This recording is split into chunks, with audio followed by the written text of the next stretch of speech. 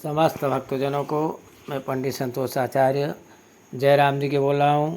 भक्तजनों, मैं लक्ष्मी माता की प्रसन्नता के लिए और माता कैसे प्रसन्न होती है उनके बारे में एक कथा और आपको सुना रहा हूँ। यह दूसरी कथा है। पहले माता लक्ष्मी को मैं प्रणाम कर रहा हूँ। या श्री स्वयं सुकृतिनाम भवनेषु लक्ष्मी पापात्मनां कृतधियां हृदये सुबुद्धि श्रद्धा सतां कुलजन प्रभवत्सलज्जा त्वां त्वां नतास्म परिपालय दे विश्वम। माता की प्रसन्नता के लिए इस प्रकार माता का ध्यान करना चाहिए। भक्तजनों में दूसरी कथा आपको सुना रहा हूँ कि एक समय की बात है कि मणिपुर नामक भगवान कृष्ण कह रहे इस कथा को और मणिपुरक राजा को सुना रहे हैं। मणिपुरक नामक एक नगर में एक राजा था। उसकी धर्मपत्नी पतिव्रता एवं धर्म को जानने वाली थी। एक दिन उसकी पत्नी ने अपनी छत पर स्नान के निमित्त अपने गले का सुंदर जो हार था, 9 लखा हुआ हार उतार कर वहाँ रखकर स्नान करने चली गई। उसी समय आकाश में मंडराती हुई एक चील आई। उसने उस हार को अपनी चोंच में लेकर वहाँ से उड़ गई। किसी स्थान पर एक गरीब बुढ़िया की झोपड़ी पर मरा हुआ सांप पड़ा था। चील ने मरे सांप के जगह हार छोड़ दिया और सांप को लेकर वहाँ से उड़ गई। अब राजा के आने पर रानी ने हार का वृत्तांत राजा से कहा। राजा ने विश्वास दिलाया कि हार अवश्य तुम्हारा मिल जाएगा। यहाँ कहकर राजा अपनी सभा में पहुँचे। उन्होंने सारे नगर में करवाया कि जो भी उस हार को ला कर देगा मैं उसको मुँह मांगा इनाम दूंगा। जो भी वह मांगेगा उसको मैं दूंगा। राजा के पास पहुँची वह बुढ़िया वृद्धा हार लेकर दूसरे दिन उस राजा के पास पहुँची।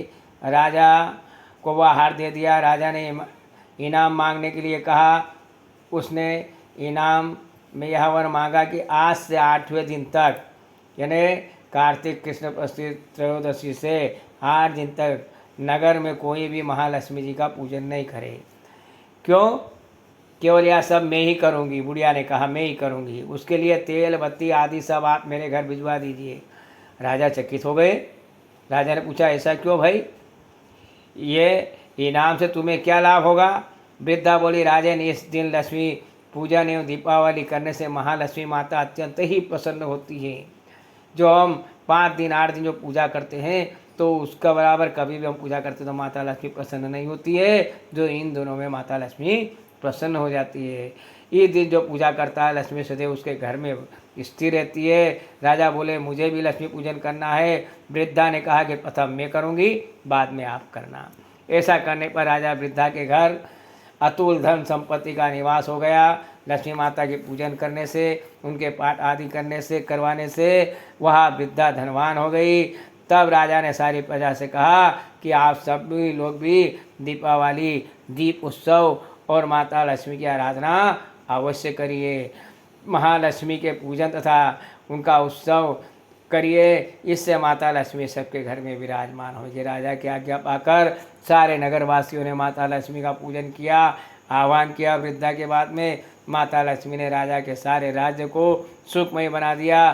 तो भगवान जिसकी लक्ष्मी छीन गई है, जिनके घर में लक्ष्मी माता का पदार्पण नहीं होता है, यदि वह इस विधान के साथ माता का उत्सव दीपदान दीप आदि से मनाएंगे, उनके पाठों को करेंगे, उनकी आराधना करेंगे तो माता उनके लक्ष्मी घर में भी जैसे वृद्धा के घर में वास किया उसी तरह उसके घर में भी वास करेगी।